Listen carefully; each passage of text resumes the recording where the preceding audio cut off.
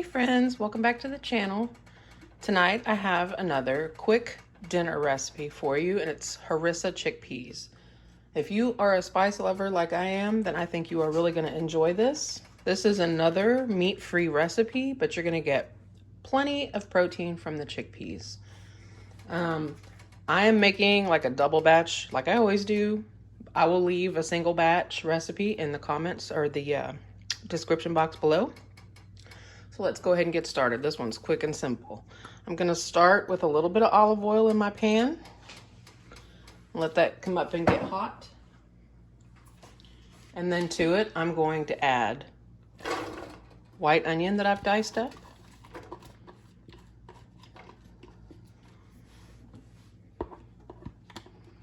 I'm going to add some garlic that I ran through my garlic press.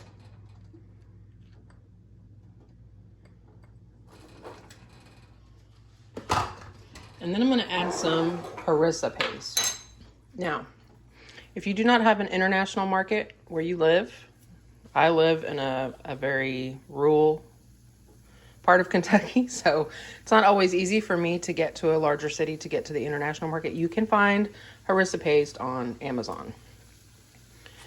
Now, depending on how spicy you want this, that is going to be how much of this harissa paste that you want to use. I'm going to go kind of heavy-handed. And I'm going to use a couple tablespoons of this. But again, I'm making a large batch, so if you're just doing a small, a normal size, single recipe batch, like what's listed below, maybe just use a tablespoon or so, You can always taste it. If it's too, you can't come back from spicy. I think that's what I'm trying to say. So I'm just going to go ahead and saute this around in this olive oil. Let the spices and the harissa paste warm up, soften the onions and the garlic.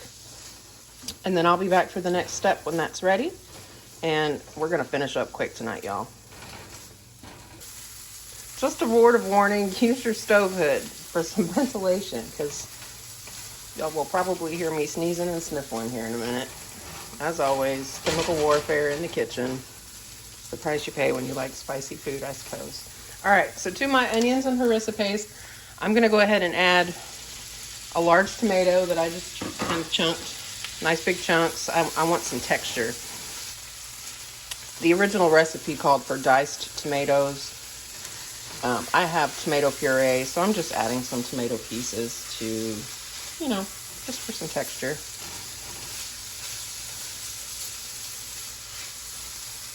And to this mixture, I'm going to add some cinnamon. I know that sounds weird, but stick with me here. It's not. It's a nice warmth. I'm going to add some ginger. I think I'm going to do another little splash of olive oil. I don't want anything sticking to my pan here. I know those tomatoes are going to let go of some juice here in just a second. So cinnamon, ginger, and cumin. Okay. I'll leave the measurements down below, like I said. I'm going to let these kind of warm up a little bit. Bring the flavors out of them. Here come the sniffles. It's going to be so good, though. I have my Instapot running in the background behind me here with some basmati rice. This would be good with some naan bread, or even just by itself, I suppose. But tonight, I just wanted to have it with rice.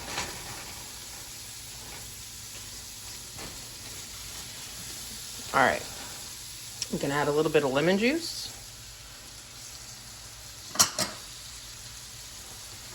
I'm going to add my chickpeas. This is a lot, but the recipe listed below is not this much, I promise. Go ahead and get everybody a good stir. Make sure all the spices are mixed around. These chickpeas, I went ahead and I drained them and I rinsed them. And, you can save the water that comes off of the chickpeas, and it actually makes a really nice egg white substitute for whipped cream or meringue or something like that, so that you don't have to waste it. I Ideally in this recipe, you would like fresh parsley. I don't have any fresh parsley, so I'm gonna add some dried. And I'm adding it now so that it can rehydrate in this tomato. Go ahead and add my tomato to it.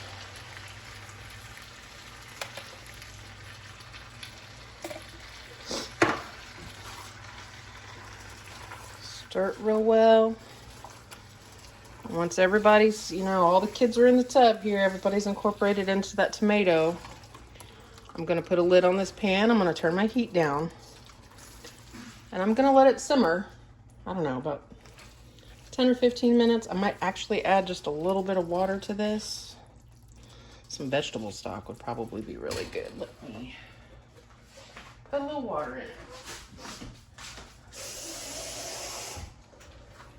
I'm just gonna go ahead and rinse out my can here, the remainder of that tomato that's stuck in the bottom. All right, so we're gonna put a lid on this. We're gonna let it simmer for 10 to 15 minutes. Once it's nice and bubbly and thick, we're gonna move on to the next step, which is basically just adding some spinach to it, guys, and it's done. Simple dinner, heavy on the protein, keep you full, nice and spicy. You get the, the depth from all of those warm spices that we added. And this is just gonna be delicious. So I'll be back when I'm ready to add the spinach. All right, guys, it's been about 10 minutes or so. Check on it here. If you find that your chickpeas are not thick enough consistency for you, what you can do is you can take your potato masher or just the back of your spatula and just smash some of the chickpeas, and they'll release their starch and thicken up your sauce. But I think this is good enough for me, to be honest. Kind of like most of the chickpeas to be kept whole. So next, we're just gonna add our spinach. And you know the drill with spinach, guys. It looks like a lot, floats down to nothing. I can bring you a, backhoe full of spinach and then throw it in a pan and, it'll be like a cup. So just add however much spinach you like. Just gonna stir this around and let that spinach wilt.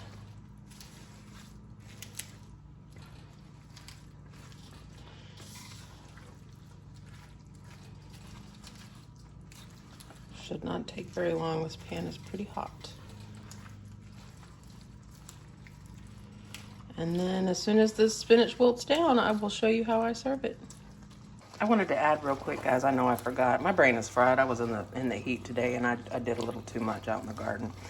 But I wanted to add, make sure you taste this for salt and pepper. Okay, I know you didn't see me putting salt and pepper in it. I did. I tasted it. I added salt and pepper, and I tasted it again. So taste your food, because what works for me might not work for you. So I'm keeping this simple tonight. Like I said, this would be delicious with some like naan bread or some butter naan bread.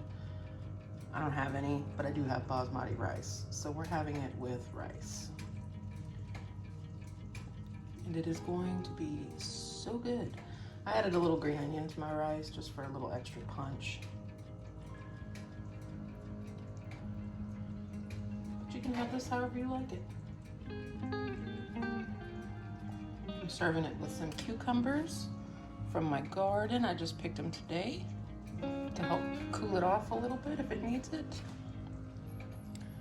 And that's it, y'all. This would be delicious with some feta crumbled on top.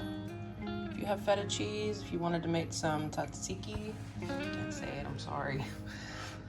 That would be nice as well. Give it like a cooling element to the top. A whipped yogurt, delicious. But this is how we're having it tonight. If you guys give this a try, let me know if you liked it. Was it too spicy for you? Did you have to tone the spice down at all? Leave me a comment. Let me know what you did when you tried this. And, I just want to say thank you for watching. And as always, I will see you guys next week.